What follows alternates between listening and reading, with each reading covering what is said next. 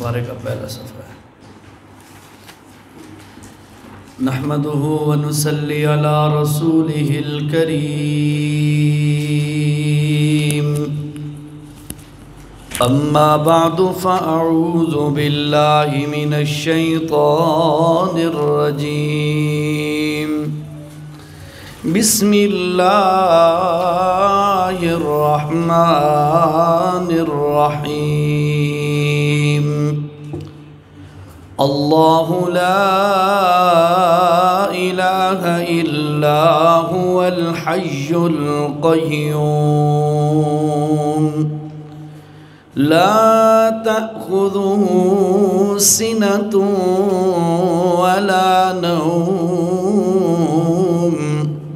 له ما في السماوات وما في الأرض، من ذا الذي يشفع عنده إلا بإذنه، يعلم ما بين أيديهم وما خلفهم، ولا يحيطون بشيء من علمه إلا بما شاء، وسع كرسيه السماوات والأرض، ولا يؤوده حفظهما وهو العلي العظيم، صدق الله العظيم۔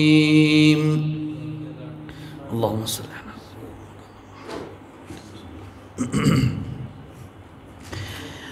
قرآن مجید میں اللہ تعالیٰ نے اپنی ذات کا تعارف مختلف طریقوں سے مختلف مقامات پر کروایا ہے، چونکہ یہ اللہ کا کلام اور اللہ کی کتاب ہے۔ اس میں اللہ نے ہر انداز سے، ہر اعتبار سے اپنے بندوں کو دلائل دیے کہ اللہ کی ذات کا تعارف کیا ہے۔ کیوں؟ اس لیے کہ اللہ کی ذات وہ ذات ہے جس کا دعویٰ یہ ہے کہ میں ہی الہ ہوں۔ الوہیت کا دعویٰ چونکہ اللہ نے کیا ہے، تو اللہ تعالیٰ اپنے الہ ہونے کو بھی قرآن میں مختلف انداز سے ثابت کرتے ہیں، اور ایسے ایسے عقلی اور نقلی دلائل قرآن میں پیش کیے گئے کہ ایک انسان سلیم الفطرت انسان، صحیح عقل والا انسان، وہ دلائل سن کر اس بات پر مجبور ہو جاتا ہے کہ واقعی اگر الہ بننے کے لائق ہے تو وہ اللہ کی ذات ہے۔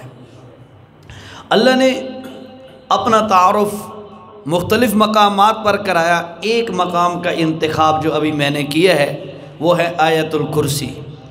اس آیت کی اللہ کے رسول صلی اللہ تعالی علیہ وسلم نے بڑی فضیلت بیان فرمائی ہے۔ حضرت ابی بن کعب رضی اللہ تعالی عنہ فرماتے ہیں کہ ایک دن رسول اللہ صلی اللہ تعالی علیہ وسلم نے مجھ سے پوچھا، اے ابی، اتنا بڑا قرآن جو تمہارے پاس ہے، اس قرآن کی آیات میں سب سے بڑی آیت کون سی ہے؟ بڑی آیت کا پوچھ کر مطلب یہ تھا افضل اور اعلیٰ آیت کون سی ہے؟ تو حضرت ابی بن کعب فرماتے ہیں، میں نے کہا اللہ ورسولہ اعلم، اللہ جانتا ہے یا اللہ کا رسول جانتا ہے، کیونکہ اللہ اپنے نبی کو بتلاتا ہے، اس لیے نبی علیہ السلام کو پتہ چلتا ہے۔ تو اللہ کے نبی صلی اللہ علیہ وسلم نے دوبارہ سوال کیا کہ ابی، سب سے بڑی آیت کون سی ہے، یعنی افضل آیت؟ تو آگے سے حضرت ابی بن کعب فرماتے ہیں کہ میں نے کہا کہ اللہ لا الہ الا هو الحی القیوم۔ جب یہ میں نے کہا تو اللہ کے رسول صلی اللہ علیہ وسلم نے فرمایا، قسم کھائی، اور میرے سینے پر اللہ کے نبی نے ایسے ہاتھ مارا اور فرمایا، یا ابا المنذر، اے ابو المنذر، ان کے بیٹے کا نام منذر تھا، اے ابو المنذر، اللہ قسم سے یہ بات ٹھیک ہے، اللہ تیرا علم تجھے مبارک کرے، اللہ تیرے علم میں برکت دے۔ مطلب یہ ہے کہ حضرت ابی بن کعب نے اس آیت کا ذکر کیا کہ یہ آیت سب سے بڑی آیت ہے، تو اللہ کے نبی صلی اللہ علیہ وسلم نے اس کی تصدیق کر دی اور اس پر توثیق کر دی کہ واقعی یہی آیت سب سے بڑی ہے۔ اور اس کے فضائل چند ایک سنیے، پھر انشاءاللہ میں آپ کو اس کا جو تھوڑا سا ترجمہ ہے وہ انشاءاللہ آپ کے سامنے بیان کرتا ہوں۔ اس آیت کی اتنی زیادہ فضیلت ہے، اتنی زیادہ فضیلت ہے۔ ایک تو یہ قرآن کی سب سے افضل آیت ہے۔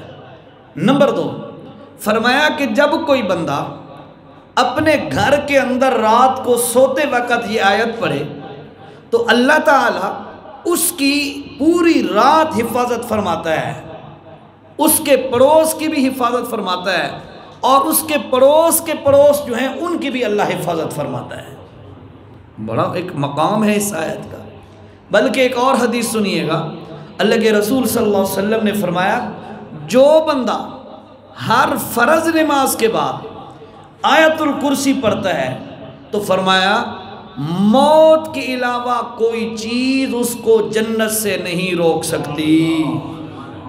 صرف موت کا وقت ہے، یعنی زندگی کا جتنے دن باقی ہیں وہ ہیں، جو ہی یہ فوت ہوگا سیدھا جنت میں چلا جائے گا۔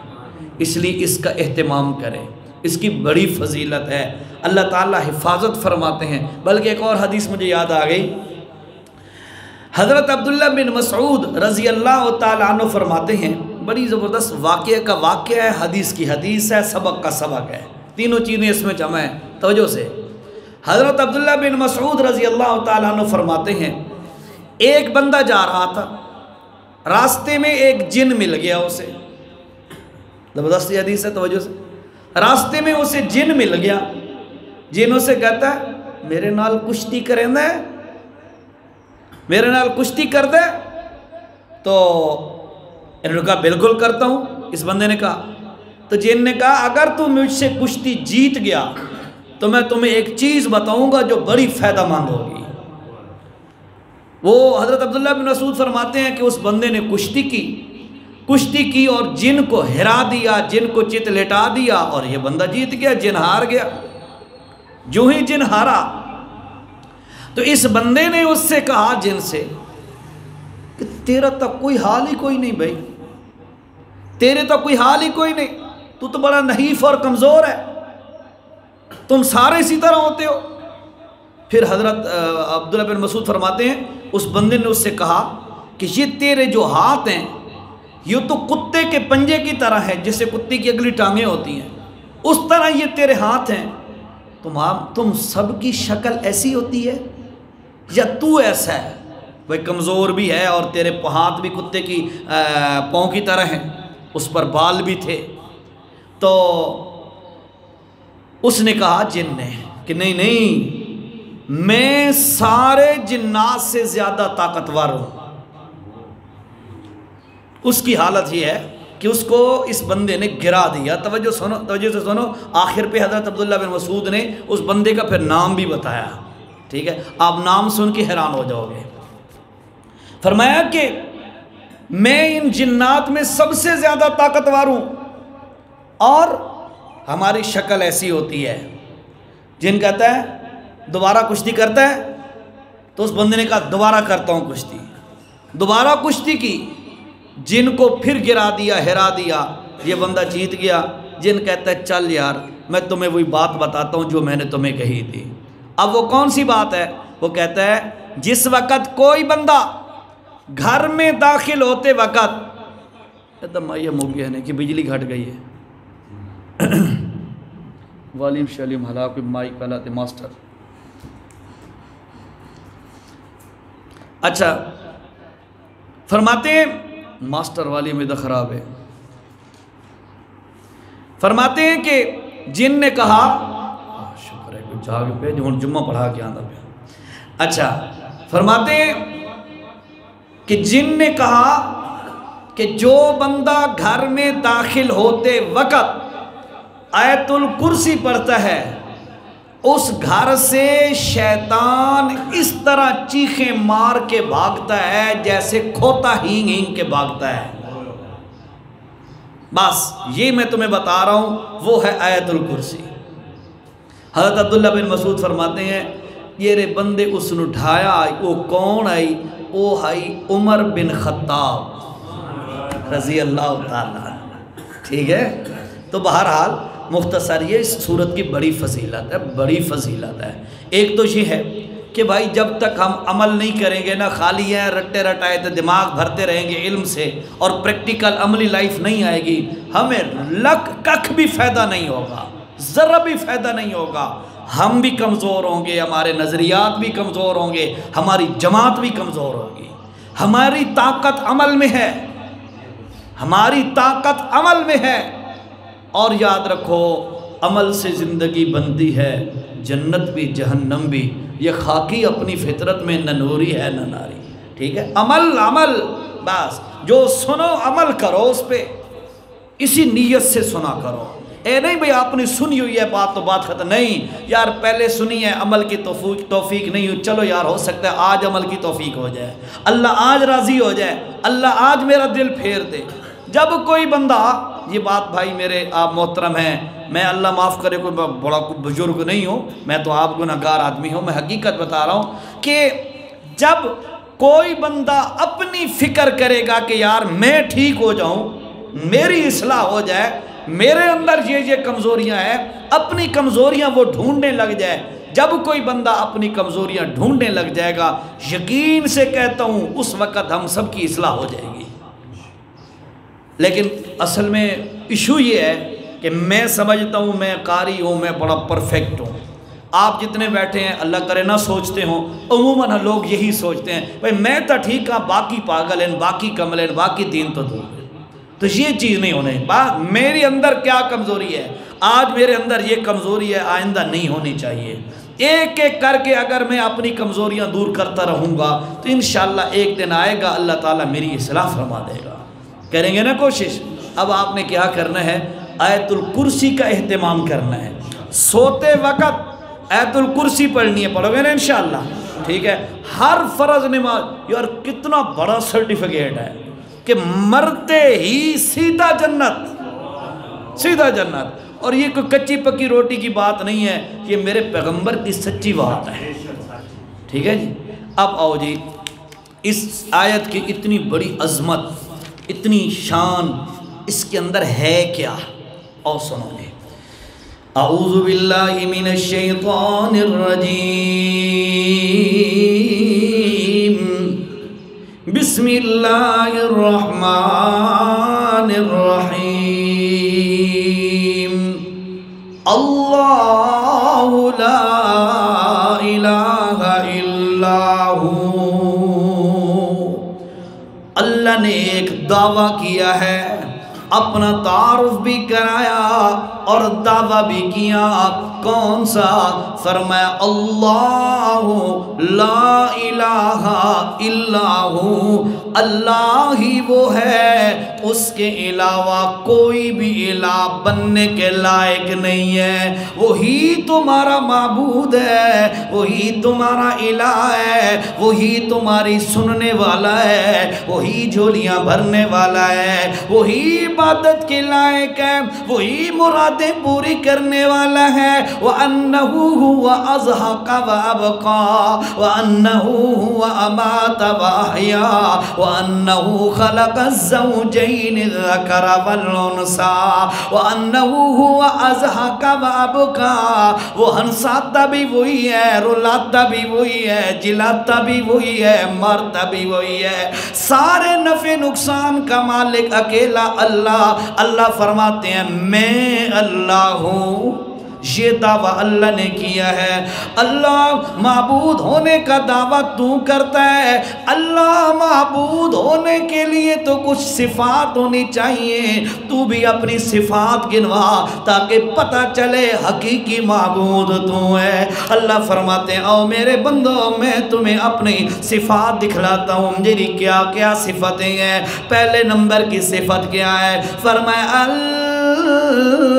الحیو، اور لوگوں میری پہلی صفت یہ ہے کہ میں ہمیشہ سے ہوں، ہمیشہ رہوں گا، کوئی نبی فرشتہ بڑا چھوٹا عامی خاص کوئی بھی نہ ہمیشہ سے تھا نہ ہمیشہ رہے گا، بلکہ اللہ کا قرآن ہے۔ سورۃ رحمان کھولیے نا ذرا توجہ سے، 27ویں پارے میں سورۃ رحمان کا پہلا رکوع مکمل ہونے والا ہے۔ وہاں پہ میرا اللہ کیا فرماتا ہے؟ اللہ فرماتے ہیں کل من علیہا فان وَيَبْقَى وَجْهُ رَبِّكَ ذُو الْجَلَالِ وَالْإِكْرَامِ۔ 480 نمبر صفحہ ہے جی، توجہ سے۔ اللہ تعالیٰ پہلا رکوع ختم ہو رہا ہے، دوسرا رکوع شروع ہو رہا ہے۔ اللہ فرماتے ہیں کل من، اور جو کوئی بھی ہے زمین پر، فان، وہ فانی ہو جائے گا، وہ ختم ہو جائے گا، وہ فنا ہو جائے گا، باقی نہیں بچے گا۔ اللہ سارے ختم ہو جائیں گے۔ اللہ فرماتے ہاں جبرائیل سے لے کر آخری فرشتے تک، آدم سے لے کر آخری بندے تک، نہ کوئی فرشتہ بچے گا، نہ کوئی نبی بچے گا، نہ کوئی صحابی بچے گا، نہ کوئی ولی بچے گا، نہ کوئی مسلمان بچے گا، نہ کوئی کافر بچے گا، نہ کوئی جانور بچے گا، نہ کوئی جن بچے گا، نہ کوئی بڑا چھوٹا کوئی بھی نہیں بچے گا۔ کل من علیہا فان، ہر چیز فنا ہو کے رہ جائے گی، اور بچے گا تو کون؟ فرمایا وہی بچے گا جو الہ بننے کے لائق ہے، وہی بچے گا جو الہ بننے کے لائق ہے۔ اگر الہ پر بھی موت آ جائے بتاؤ پھر نظام کیسے چلے گا؟ فرمایا لوگوں کون بچے گا؟ وَيَبْقَى وَجْهُ رَبِّكَ ذُو الْجَلَالِ وَالْإِكْرَامِ۔ اللہ ہی جو تیرا رب ہے وہی بچے گا۔ یہ صفت ہے میرے اللہ کے معبود ہونے کی۔ اللہ کا تعارف ہے، اللہ کیوں معبود ہے، اللہ کیوں الہ ہے؟ اس لیے الہ ہے کہ اللہ ازل سے ہے، ابد تک رہے گا، ابتدا سے بھی پاک، انتہا سے بھی پاک، شروع سے بھی پاک، آخر سے بھی پاک۔ بلکہ یہی 27واں پارہ ہے۔ آگے جائیے ذرا، سورہ حدید ہے، 2 ورقے کھولی آگے۔ آگے فرمایا سورۃ حدید کی آیت نمبر 3 ہے، فرمایا هو الاول والآخر والظاہر والباطن۔ مل گئی؟ آگے دیکھیں نا، سورہ حدید آیت نمبر 3 ہے۔ فرمایا هو الاول، وہ شروع سے ہے، اس کی ابتدا کوئی نہیں، والآخر، وہ آخر تک ہے، اس کی انتہا کوئی نہیں، ابتدا سے بھی پاک، انتہا سے بھی پاک ہے، والظاہر، ظاہر بھی ہے، باطن بھی ہے، یعنی ظاہراً اس کی قدرت کے نمونے ہیں، اور جو چیزیں ہمیں نظر نہیں آتی ان میں بھی رب العالمین کے قدرت کے مناظر موجود ہیں۔ هو الاول والآخر والظاہر والباطن وهو بكل شيء علیم۔ ہر چیز کے ذرے ذرے کا علم رکھنے والا اللہ ہے۔ اور جی اپنے سبق میں فرمایا لوگو، اللہ کے معبود ہونے کی پہلی صفت، اللہ کے الہ ہونے کی پہلی صفت یہ ہے کہ وہ ہمیشہ سے ہے اور ہمیشہ رہے گا، موت اس پہ نہیں آئے گی۔ قرآن میں اللہ نے بار بار ایک بات کا تذکرہ فرمایا ہے، اور فرمایا کل نفس ذائقۃ الموت۔ او لوگوں، ہر جاندار کو موت کا ذائقہ چکھنا ہے۔ موت سے کوئی نہیں بچ سکتا، فنا سے کوئی نہیں بچ سکتا، ختم ہونے سے کوئی نہیں بچ سکتا، باقی رہنے والا ہمیشہ رہنے والا گا۔ اور یاد رکھو، موت سے بچ جانے والا ہے تو صرف اللہ ہے۔ اللہ اکبر۔ ایک بندے سے میں اس کا نام نہیں لیتا، میری گفتگو ہوئی، اس نے کہا کہ حضور اکرم صلی اللہ تعالی علیہ وسلم زندہ ہیں۔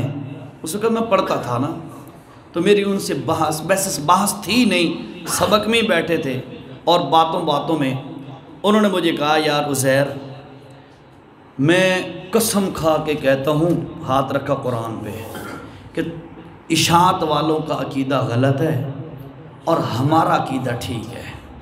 میں تمہیں گارنٹی دیتا ہوں، میں بڑا تیرا خیر خواہ ہوں، اپنا عقیدہ تبدیل کر لے، بہت فائدہ ہوگا۔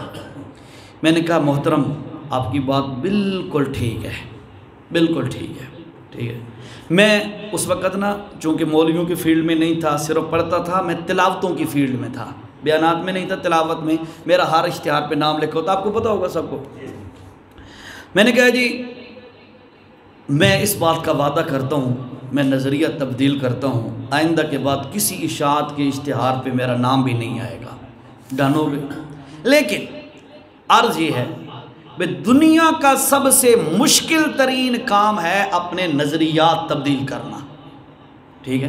نظریات تبدیل کرنے کے لیے کوئی ایسے دلائل ہونے چاہیے تاکہ کوئی بندہ پوچھے یار کیا دیکھ کے ادھر گیا ہے، تو بندہ کہے یار یہ دلائل تھے میرے سامنے، تب میں نے نظریات تبدیل کیے۔ انہوں نے کہا جی میں نے تو دلیل کہی، انہوں نے کہا جی ہمارے پاس دلائل کے انبار ہیں۔ میں نے کہا محترم پھر تو مسئلہ ہی کوئی نہیں ہے، ادھر بیٹھ کے فیصلہ کر لیتے ہیں، آپ مجھے اب دلیل دے دیں، میں مطمئن ہو جاتا ہوں، اگر تو پھر میں انشاءاللہ ابھی سے اعلان کر دوں گا کل سے میرا نام اشاعت والوں پہ نہیں آئے گا۔ تو ٹھیک ہو گیا جی۔ انہوں نے کہا تیں آج تک بات سننے والی ہے، بڑے کام کیا ہے بھائی فضل الرحمان، بات سنو، بڑے کام کیا ہے۔ کہتے ہیں کہ یار تو نے آج تک حضرت ابو بکر صدیق کا خطبہ نہیں سنا؟ حالانکہ میں اس وقت ثالثہ میں پڑھتا تھا، اس وقت یہ خالی مولویوں سے سنا تھا، پڑھا شڑا کوئی نہیں تھا۔ میں نے کہا جی تھوڑا بہت سنا ہوا تو ہے لیکن مکمل میرے ذہن میں نہیں ہے، کیا ہے؟ انہوں نے پھر فرمایا کہ بھائی اس خطبے میں حضرت ابو بکر صدیق رضی اللہ تعالی عنہ نے فرمایا ان اللہ لا یجمع علیک موتتین، کہ یا رسول اللہ، اللہ آپ پہ دو موتیں جمع نہیں کرے گا۔ بات سننا، یہ کل من علیہ فان کی وجہ سے مجھے وہ بات یاد آ گئی، بڑی اہم بات ہے۔ میں ان اللہ لا یجمع علیک موتتین، اللہ دو موتیں آپ پہ جمع نہیں کرے گا، لہذا جو موت آ گئی بس ختم، اب دو موتیں اللہ آپ پہ جمع نہیں کرے گا۔ اچھا میں بیٹھا ہوا تھا، یہ جملہ اللہ کی قسم ہے، قرآن میرے سامنے ہے، میں نے یہ خطبے کا جملہ پہلے سنا ہوا نہیں تھا، یہ پہلی دفعہ سنا۔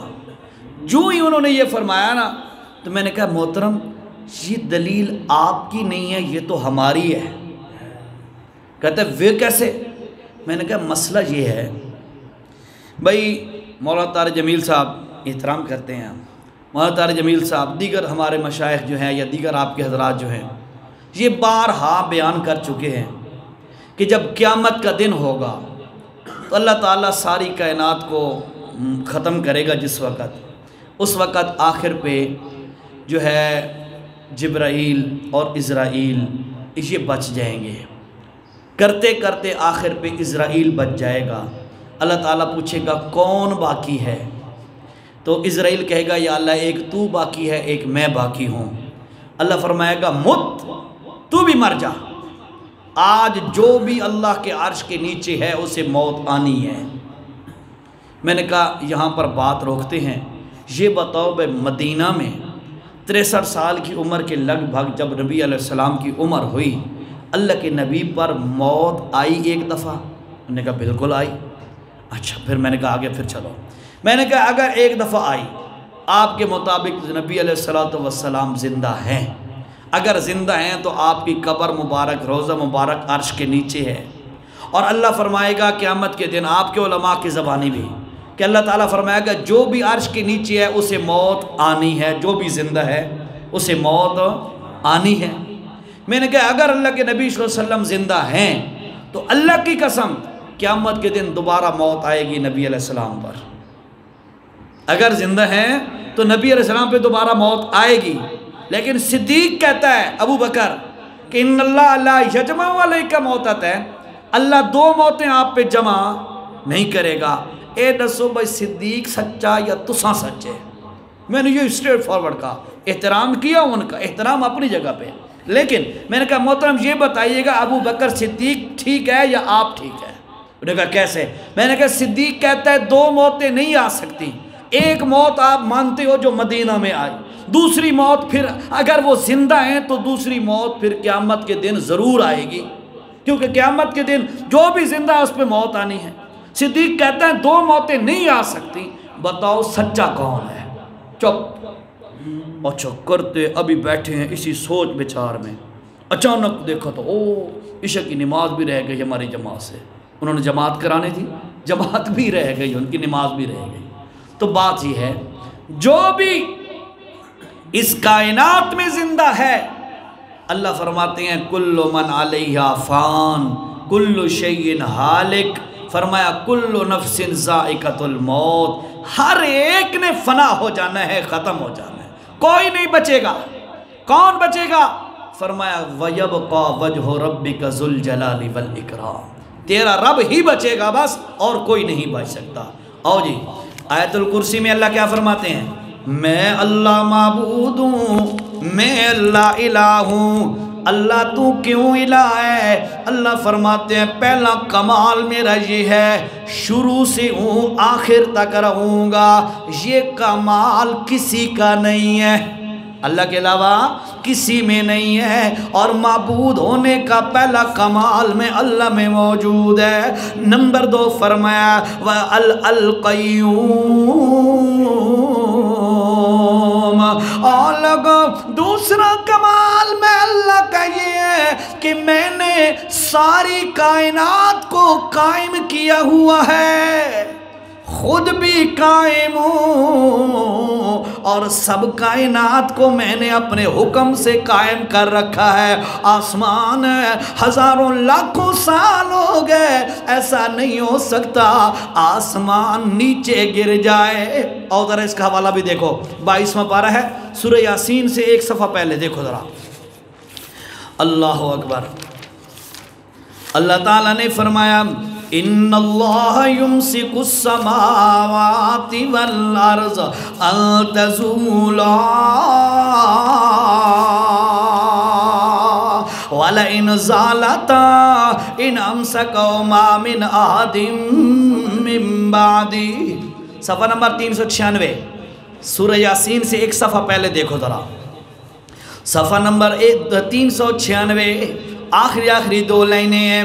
ان اللہ، بے شک اللہ وہ ہے، یمسک السماوات والارض، جس نے آسمانوں اور زمینوں کو اپنے حکم کے ساتھ روکا ہوا ہے۔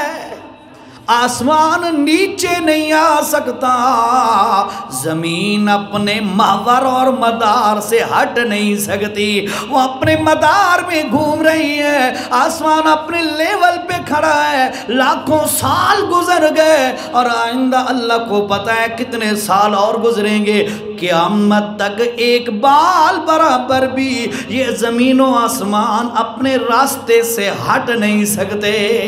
سورہ یاسین میں اور بھی اعلان کیا ہے، آپ کو آیتیں آتی ہیں، اللہ فرماتے ہیں وَالشَّمْسُ تَجْرِي لِمُسْتَقَرٍّ لَهَا ذَلِكَ تَقْدِيرُ الْعَزِيزِ الْعَلِيمِ۔ ایک اور آیت ہے لَلشَّمْسُ يَنبَغِي لَهَا أَن تُدْرِكَ الْقَمَرَ وَلَا اللَّيْلُ سَابِقُ النَّهَارِ وَكُلٌّ فِي فَلَكٍ يَسْبَحُونَ۔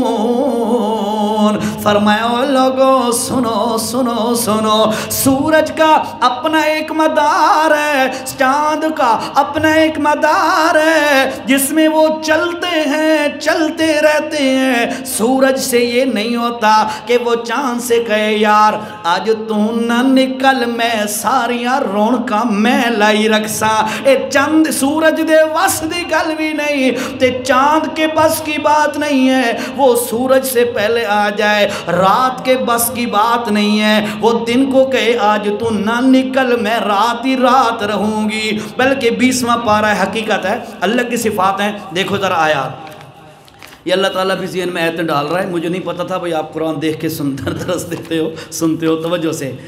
اللہ اکبر جی 20واں پارہ ہے، صفحہ نمبر 355 نمبر صفحہ، توجہ سے ذرا کھولو تو زبردست حوالہ ہے۔ فرمایا کل اعلان کر میرا پیغمبر، ارائیتم کیا تم دیکھتے ہو، ان جعل اللہ علیکم اللیل سرمدن الی یوم القیامہ، کہ اگر اللہ تعالیٰ تمہارے اوپر قیامت تک کے لیے رات کر دے، من الہ غیر اللہ یاتیکم بضیاء، تو پھر کون ہے جو تمہارے لیے روشنی لے کے آئے؟ قیامت تک رات ٹھہرا دے اللہ تو کوئی روشنی لینے والا نہیں ہے۔ اگلی آیت دیکھو، قل ارائیتم ان جعل اللہ علیکم النہار سرمدن الی یوم القیامہ، اور لوگوں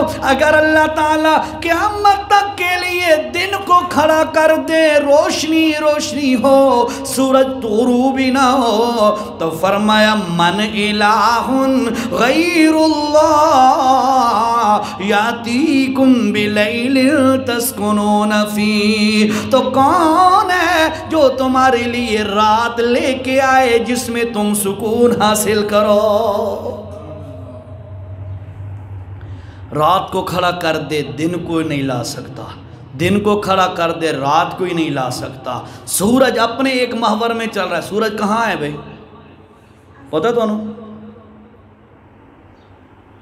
یہ چیزیں بھی سٹڈی کیا کرو، ہاں یہ چیزیں بھی ہونی چاہیے انفارمیشن۔ اللہ کے نبی صلی اللہ علیہ وسلم نے فرمایا، ایک کہانی نہیں حدیث ہے، ٹھیک ہے حدیث ہے، کہ سورج چوتھے آسمان پہ ہے، کتھے؟ چوتھے آسمان تے، ایدہ مطلب ہے ہویا بھئی جیرے آسمان نے ٹرانسپیرنٹ ہیں، پتہ ہے؟ اب جنرل نالج کی باتیں ہونے لگے۔ یہ جو ستارے ہوتے ہیں، ستارے یہ دو قسم کے ہوتے ہیں، پتہ ہے آپ کو؟ دو قسم کے، ایک ہوتے ہیں سیارے، دوسرے ہوتے ہیں ستارے۔ ایدہ فرق ہی تو انہوں پتہ نہ ہو سی، تو سمجھیں دے اسے بھی سیارے وہ ہوندے جیرے سائنسدان بھیجیں دے، یہ تو سیٹلائٹ ہوتے ہیں، یہ نہیں۔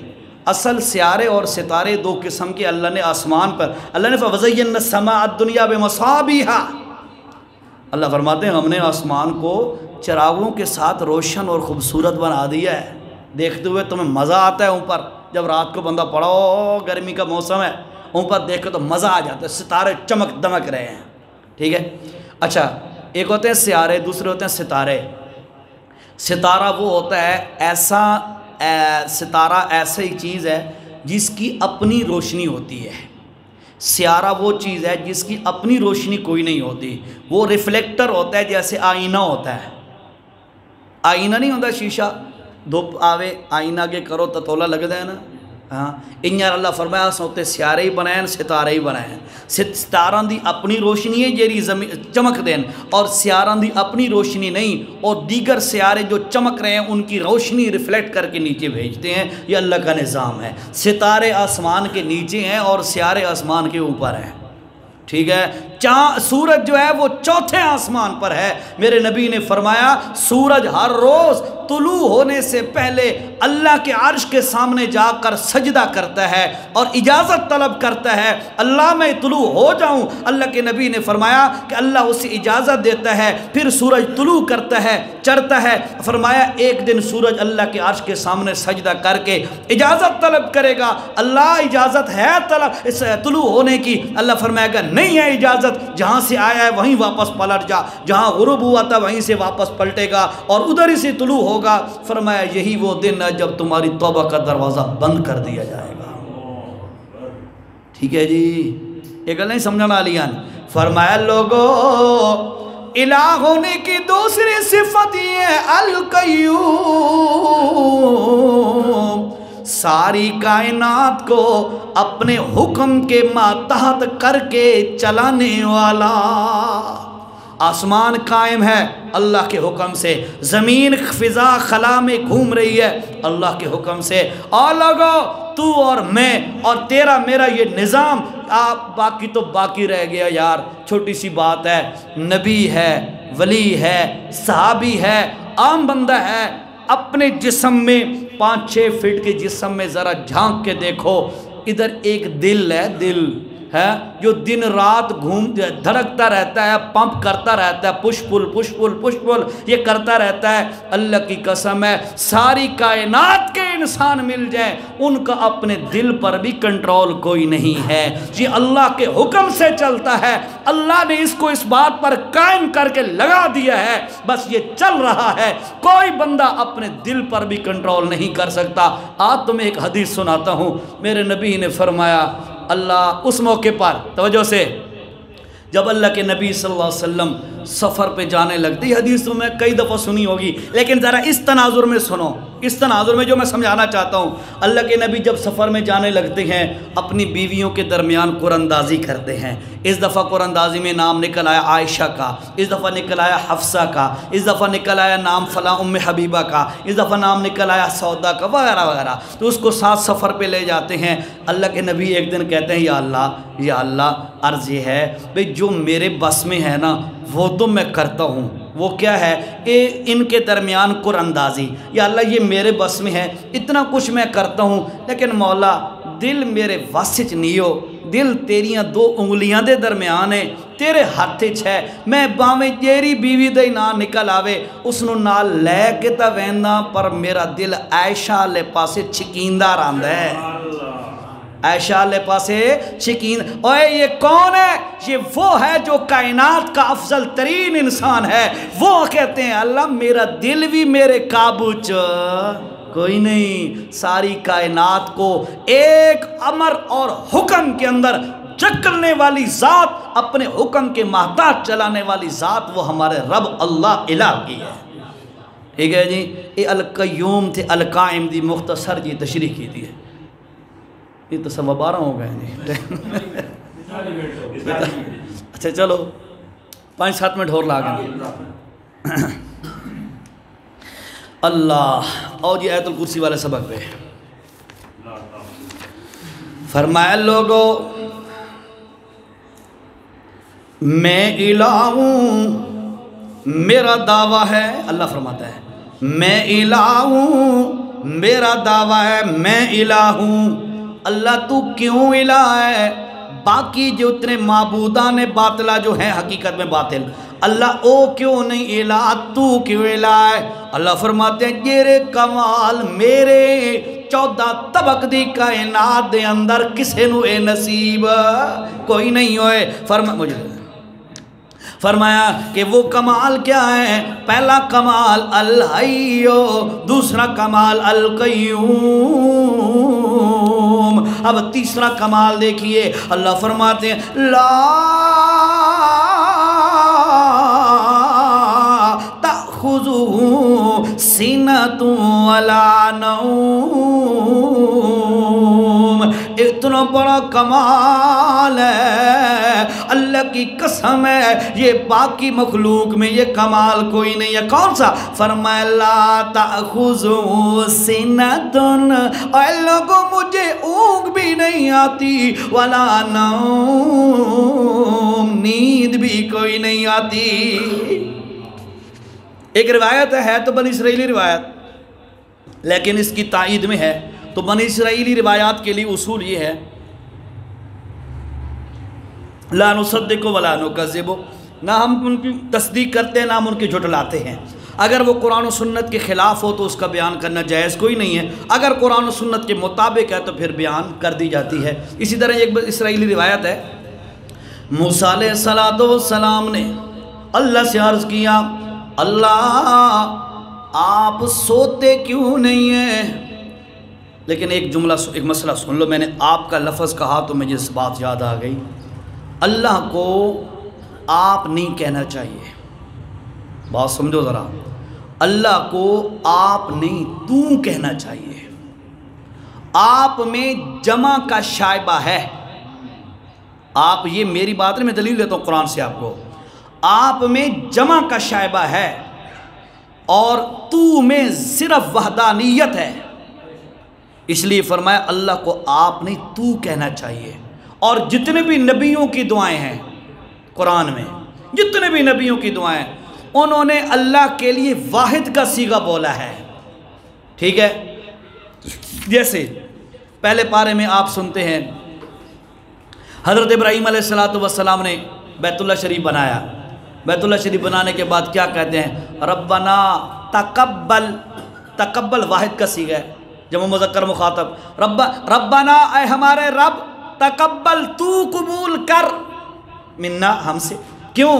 انکا بے شک تو، انتا بے شک تو، السمیع العلیم ہر چیز کو سننے اور جاننے والا تو ہے، اے اللہ تو ہمارا یہ عمل قبول کر۔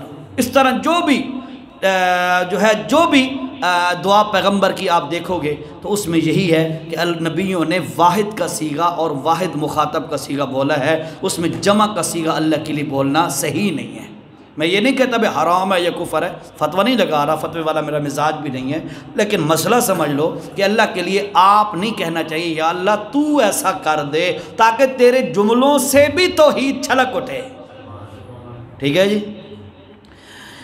حضرت موسیٰ علیہ السلام فرماتے ہیں اللہ تو سوتا کیوں نہیں ہے؟ ان وضاحت ہو گئی ذرا، آپ سوتے کیوں نہیں نا، تو سوتا کیوں نہیں ہے، نیند کیوں نہیں کرتا؟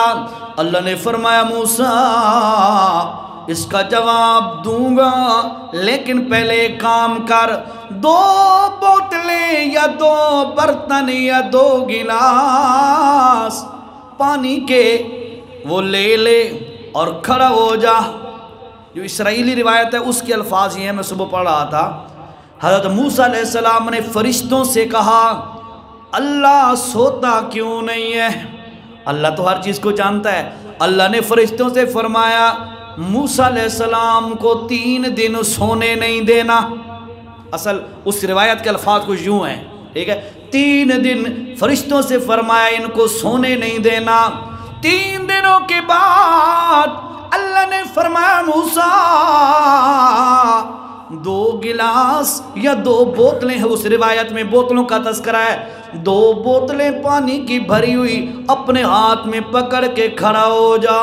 جب اللہ کے نبی موسیٰ علیہ السلام کھڑے ہوئے بوتلیں پکڑ کے، نیند کا جھٹکا لگا۔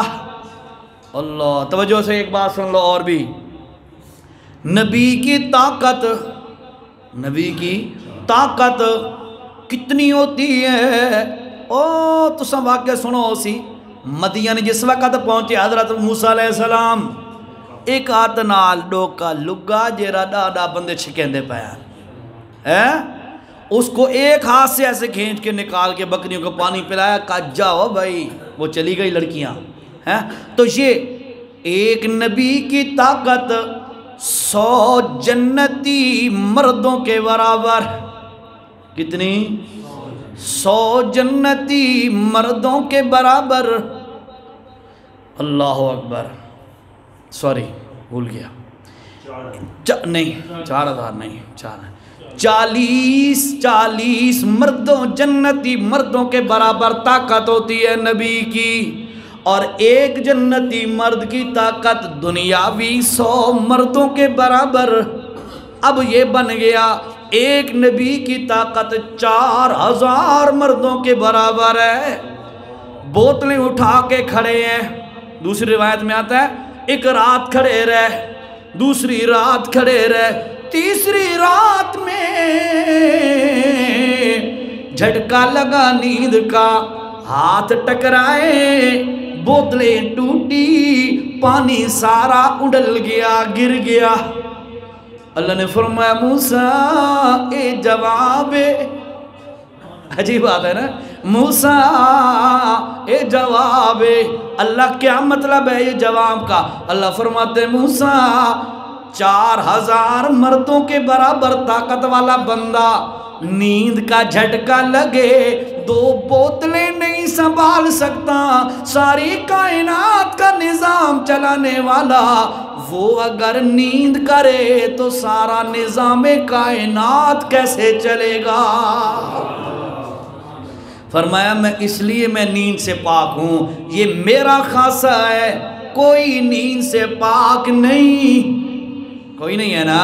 فرمایا یہ میں اللہ کا خاصہ ہے۔ اور جی اگلی صفت اللہ کی دیکھو، اللہ حضور اکرم صلی اللہ تعالیٰ علیہ وسلم، اللہ کے نبی صلی اللہ علیہ وسلم کو بھی نیند آتی تھی، ایسے ہی ہے نا، نیند فرماتے تھے، نیند آتی تھی، بلکہ بعض روایات میں آتا ہے اللہ کے نبی صلی اللہ علیہ وسلم نے فرمایا تنام عینای ولا ینام قلبی، لوگوں میری آنکھیں سوتی ہیں، میرا دل نہیں سوتا۔ اس میں تفسیر جواہر القرآن والے نے شیخ مولانا غلام اللہ خان رحمہ اللہ نے اسی آیت الکرسی کی تشریح میں بڑے دلائل اکٹھے کر کے ایک وضاحت کی ہے، میں اشارہ کر دیتا ہوں۔ انہوں نے جو نتیجہ نکالا ہے وہ یہ نکالا ہے کہ نبی علیہ الصلوۃ والسلام کی نیند دو قسم کی تھی، دو قسم کی۔ کبھی آپ سوتے تو آپ کا دل جاگتا رہتا، آنکھیں سو جاتی، کبھی آپ سوتے تو آپ مکمل طور پر سو جاتے تھے، آپ کا دل مبارک بھی سو جاتا تھا، کبھی یوں ہوتا کبھی یوں ہوتا۔ اس کی پھر دلائل شیخ غلام اللہ خان رحمہ اللہ نے دیے ہیں، اسی موقع پر نام تو ہم لیتے ہیں ان کا، کبھی پڑھ بھی لیا کریں ان کو، ٹھیک ہے؟ تو ان کے لیے جو ہے یہ چیز آپ نے یہ کوشش کرنی ہے، دیکھنی ہے، پڑھنی ہے۔ انہوں نے یہاں پہ لکھا ہے کہ کبھی اللہ کے نبی دل کے سمیت سوتے تھے، کبھی دل جاگتا تھا، آنکھیں بند ہوتی تھیں۔ حضرت عبداللہ بن عباس رضی اللہ تعالیٰ عنہ فرماتے ہیں میں چھوٹا سا تھا، میں اللہ کے نبی صلی اللہ علیہ وسلم کے گھر میں رات کرنے گیا، حضرت میمونہ ان کی زوجہ تھیں، تو میری خالہ تھیں، فرماتے ہیں کہ میں نے آپ صلی اللہ علیہ وسلم کے گھر میں رات کی۔ اب دیکھو یار کمال کی بات یاد آ گئی، اللہ کے نبی فرماتے ہیں کہ اللہ کے نبی صلی اللہ علیہ وسلم نے عشاء کی نماز پڑھی، پھر اللہ کے نبی صلی اللہ علیہ وسلم گھر تشریف لائے،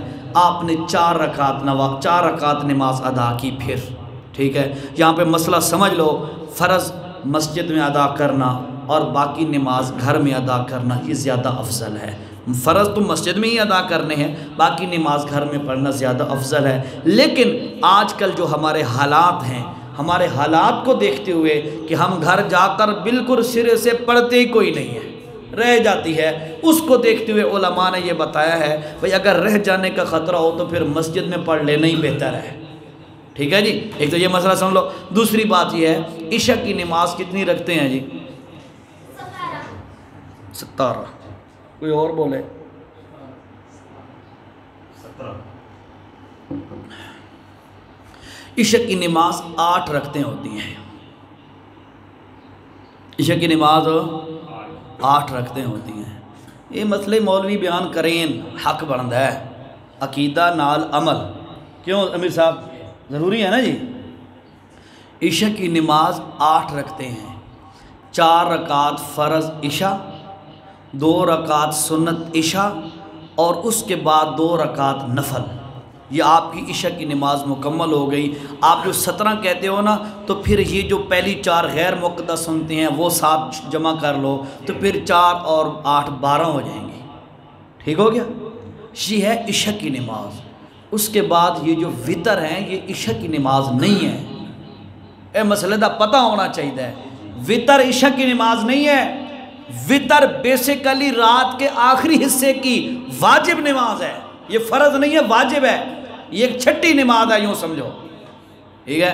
اس کا اصل وقت بھی نصف اللیل کے بعد ہے، آدھی رات کے بعد ہے، ٹھیک ہے؟ یہ تو امت کی آسانی کے لیے شریعت نے ہمیں ریلیکس دیا ہے، بھئی چلو یار عشاء کی نماز پڑھ لیتے ہو، پھر اس کے بعد وتر بھی پڑھ لیا کرو اگر نفلوں پہ نہیں اٹھتے ہو۔ اور جینو دیوے اللہ توفیق تے وقت اٹھیندہ ہوئے، میں پوچھدا نہیں تواڈے کولو، میرا حسن ظن ہے، اچھا گمان ہے، آپ مسلمان ہو، موحد ہو، انشاءاللہ آپ صبح اٹھتے ہوں گے، میرا اچھا گمان ہے، ٹھیک ہے جی؟ کیوں؟ آپ کا اللہ کے ساتھ ایک تعلق ہے، موحد کا ہوتا ہے تعلق، خالی زبانی دعوے تو نہیں ہوتے بھئی اللہ دا شریک کوئی نہیں تو بندہ اسے اللہ نے سجدہ نہ کرے، یہ تعلق تو نہیں، یہ تو دوغلا پان ہے۔ بہرحال تو بہرحال میرا گمان ہے انشاءاللہ اچھا حسن ظن ہے کہ آپ اٹھتے ہوں گے۔ اگر آپ اٹھتے ہیں تو عشاء کے وتر جو ہے وہ آپ جماعت کے عشاء کے بعد نہ پڑھا کرو، تہجد کے بعد آخر پہ پڑھا کرو۔ بخاری کی حدیث ہے، حضور اکرم صلی اللہ علیہ وسلم کے بارے میں حضرت عائشہ فرماتی ہیں اللہ کے نبی صلی اللہ علیہ وسلم رمضان اور غیر رمضان میں 8 رکعت پلس 3 ٹوٹل 11 رکعت اللہ کے نبی تہجد کے وقت ادا کرتے تھے۔ 8 رکعت آپ تہجد کی اور پھر 3 رکعت وتر۔ سمجھ آئیے؟ ناراض سے اللہ لگ گئے ہو، میں تو انویت نہیں آکا بھائی تو تہجد نہیں پڑھ دے، میں طاقت تو نہ پڑھ دے ہو بھائی، پڑھ دے ہو تو سا بھائی، سارے پڑھ دے ہو، میرا اچھا گمان ہے الحمدللہ، اور میں حقیقت ہے، میں دل سے کہہ رہا ہوں، میں نے اچھا گمان رکھنا ہے مسلمان ساتھیوں کے پاس، اور انشاءاللہ آپ پڑھتے ہیں، یہ کوئی خالی گمان کی بات نہیں ہے، ٹھیک ہے جی؟ تو یہ تہجد کے ساتھ 3 رکعت وتر پڑھا کرو۔ پتہ نہیں گال کتوں چل دی، ہاں حدیث سنا رہا تھا آپ کو پہلے، یہ تو درمیان سے ضمناً بات آ گئی نا۔ حضرت عبداللہ بن عباس فرماتے ہیں میں رات کرنے گیا اللہ کے نبی کے گھر، وہ غلطی نہیں پئی نا، فرماتے ہیں میں ادھر گیا تو اللہ کے نبی صلی اللہ علیہ وسلم نے عشاء کی نماز پڑھائی اور گھر آ کر 4 رکعتیں پڑھیں۔ چل یار ایک اور گل تینوں دسی ہے جہاں، اللہ کرے یہ جی میرے دل اس ٹائم جذبات ہیں، اللہ کرے یہ تارے اندر آ جا، ٹھیک ہے؟ اللہ کی قسم صرف درد سے کہہ رہا ہوں، اللہ کرے یہ عمل ہم کر لیں، ٹھیک ہے؟ اللہ کے نبی صلی اللہ علیہ وسلم کا معمول یہ تھا، سنت یہ تھی، سنت یہ ہے کہ آپ عشاء کے فرض پر آ کے گھر آتے، 2 سنتیں اور 2 نوافل پڑھتے، ادھر ہی بیٹھ کر آپ سورۃ ملک پڑھتے تھے، پھر اللہ کے نبی سو جاتے تھے، ٹھیک ہے؟ سورۃ ملک پڑھ دے ہوندے ہو سو، یہ بھی میرا اچھا گمان ہے انشاءاللہ تساں پڑھ دے ہو سو، کیونکہ تانوں پتہ ہے عذاب قبر حق ہے نا، حق ثواب قبر بھی عذاب منندے ہو نا سارے، یہ سارے تے بہتان لوگ لیندے ہیں بھئی یار اشاعت التوحید والے عذاب قبر کے منکر ہیں، نعوذ باللہ۔ ہم عذاب قبر کو صحیح نصوص قطعیہ کے ساتھ ثابت کرتے ہیں، مانتے ہیں۔ تو میرے نبی نے فرمایا جو رات کو عشاء کے بعد سوتے وقت سورۃ الملک پڑھتا ہے اللہ تعالیٰ اس بندے کو عذاب قبر سے محفوظ رکھتا ہے۔ تو انہوں پتہ نہیں عذاب قبر کیا چیز ہے؟ میرے نبی کا ایک جملہ میں بتاتا ہوں، اس کا آپ خود ہی پھر محسوس کر لینا اس میں کتنی گہرائی ہے۔ میرے نبی نے فرمایا تھا لوگو اگر میں تمہیں عذاب قبر کی حقیقت بتلا دوں تم خوف کی وجہ سے مردوں کو دفنانا چھوڑ دو گے، دفنانا چھوڑ دو گے، ہاں، اور یہ ہے مرنے کے بعد ایک پردہ ہے، برزخ ہے، آگے معاملہ چل رہا ہے، ٹھیک ہے؟ اس معاملے میں اس موضوع پہ چلے جائیں گے، ٹائم تھوڑا ہے، پرسوں سورۃ ملک، پرسوں یار یقین کرو مزہ ہی، درس کا فائدہ تو تب ہے نا یار، دیکھو یہ توحید علی گلہ تو انہوں پہلے پتہ نہ، جتنے بیٹھے ہو موحد بیٹھے ہو نا، کوئی شک شبہ تھا کوئی نہیں، ہاں تے بات ہوا توحید علی گلہ دوبارہ سنائیں برکت واسطے، ٹھیک ہے؟ تاکہ تازے ہو جاؤں، لیکن نال نال اصلاح بھی ہو جائے نا، ضروری ہے، ٹھیک ہے جی؟ بہرحال آپ نے سورۃ ملک یاد کرنی ہے تاکہ آپ کو مسلم، آج کل تو خیر مسئلہ ہی کوئی نہیں ہے، موبائل کی ایپس ہیں اس میں قرآن پورا ہے، سورہ یاسین، سورہ ملک، یہ صورتیں علیحدہ علیحدہ بھی ڈاؤن لوڈ کر لو، کوئی مسئلہ ہی کوئی نہیں ہے، آپ بیٹھ کے ادھر ہی بیٹھ کے پڑھ لو۔ ہر بندے کے پاس تقریباً میں یہ جانتا ہوں جہاں تک 95% لوگ اینڈرائڈ موبائل استعمال کرتے ہیں، ٹچ موبائل استعمال کرتے ہیں، ٹھیک ہے؟ تو مسئلہ تو کوئی نہیں ہے، ٹھیک ہے؟ تو بہرحال اور آسانی یہ ہے کہ سورۃ ملک یاد کر لو، ہے؟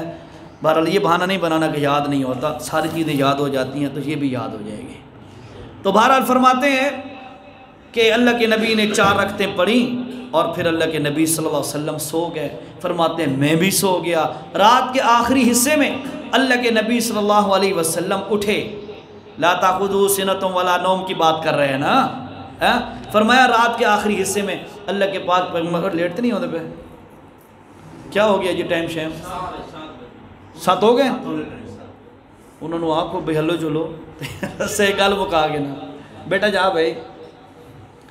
اچھا فرمایا کہ وہ صبح کے ٹائم یعنی سحری کے ٹائم آخری رات کے آخری حصے میں اللہ کے پاک پیغمبر، توجہ سے سننا بات، یہ حدیث سننا، 2-3 مسئلے یہاں پہ حل ہو جائیں گے۔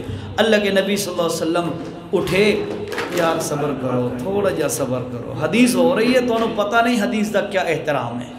حدیث کا یہ احترام ہے کہ اس کے دوران بندے کو گفتگو نہیں کرنی چاہیے، اللہ کے نبی کی بات کو سننا چاہیے۔ چلو یہ بھی ایک علیحدہ موضوع ہے۔ فرمایا کہ فرماتے ہیں کہ اللہ کے نبی صلی اللہ علیہ وسلم اٹھے، وضو فرمایا، وضو فرمانے کے بعد رسول اللہ صلی اللہ تعالی علیہ وسلم نے نوافل ادا کیے۔ نوافل ادا کرنے کے بعد اللہ کے نبی صلی اللہ علیہ وسلم نے فجر کی سنتیں ادا کی. اس کا مطلب ہے فجر کا ٹائم داخل ہو گیا ہوگا. اللہ کے نبی نے فجر کی سنتیں ادا کی. اس کے بعد اللہ کے نبی سو گئے. ٹھیک ہے, سونے کے بعد پھر اچانک جو مؤذن تھا جس نے اذان دی تھی, بلال ہوگا یا دوسرے ابھی محذورہ ہو گئے, دو بھی صحابیوں کا مؤذن, اس نے آ کے بلایا, یا رسول اللہ نماز کا ٹائم ہو گیا ہے. اللہ کے نبی صلی اللہ علیہ وسلم فرماتے ہیں, حضرت عبداللہ بن عباس فرماتے ہیں, نبی علیہ السلام اٹھے اور آ کے سیدھا بغیر وضو شوضو کوئی نہیں کیا, اللہ کے نبی نے آ کے جماعت کھڑی کرا دی. ٹھیک ہے, رات کے آخری پہر میں اٹھے, وضو کیا, نماز پڑھی نوافل, پھر سو گئے, پھر اٹھے, وضو کوئی نہیں کیا, جماعت کھڑی کرا دی. میرے نبی نے فرمایا تنام عینایا ولا ینام قلبی, میری آنکھیں سوتی ہیں, میرا دل نہیں سوتا. ٹھیک ہے, لیکن رات کے آخری حصے میں پہلے وضو کیوں کیا بھائی؟ تو علماء نے یہ لکھا ہے کہ کسی موقع پر رسول اللہ کی دل مبارک بھی سوتا تھا, آرام فرماتے تھے. کسی موقع پر نبی علیہ السلام کی صرف آنکھیں سوتی تھیں. یہ ایک تحقیق ہے, بہرحال یہ کوئی عام آپ کو اس معاملے میں الجھنے کی کوئی ضرورت نہیں ہے بھائی, اس معاملے میں الجھ جاؤ بھائی عزیر یوں کہتا ہے. میں نے آپ کو حوالہ دے دیا, میری بات نہیں ہے, مولانا شیخ غلام اللہ خان رحمہ اللہ نے یہ کنکلوژن اور نتیجہ نکالا ہے. ٹھیک ہے, تو بہرحال مختصر یہ ہے, میرا رب وہ ہے جو سونے سے پاک ہے. لا تاخذو سنۃ ولا نوم. گل مک گئی, 3 چیزاں بیان ہو گئیاں, ٹائم اوور ہو گیا ہے, بات ملاقات اسی زندگی رہی.